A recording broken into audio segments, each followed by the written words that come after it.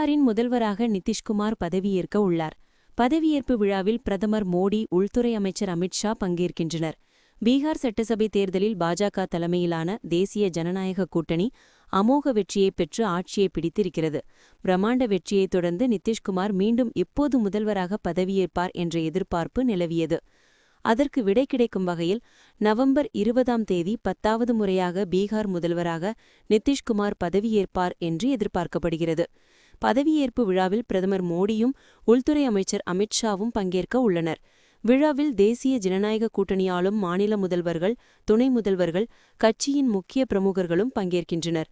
முதல்வர் பதவியேற்பு விழாவுக்காக பாட்னாவில் உள்ள காந்தி மைதானம் ஜரூராக தயாராகி வருகிறது. முதல்வர் பதவியேற்பு விழாவுக்கு முன்பே நவம்பர் 18ஆம் தேதி கட்சியின் சட்டசபை குழு தலைவராக நிதிஷ்குமார் முறைப்படி தேர்வு செய்யப்படுவார். 6 எம்எல்ஏக்களுக்கு ஒரு அமைச்சர் என்ற பிரதிநிதித்துவத்தின் அடிப்படையில் புதிய அமைச்சரவை இருக்கும். இதன் மூலம் கூட்டணி கட்சிகளுக்கு அமைச்சரவையில் சமமான வாய்ப்பு கிடைக்கும் என பாஜக எண்ணுகிறது. சபாநாயகர் பதவி இம்முறை பாஜகவுக்கு அளிக்கப்படும் என்று தெரிகிறது.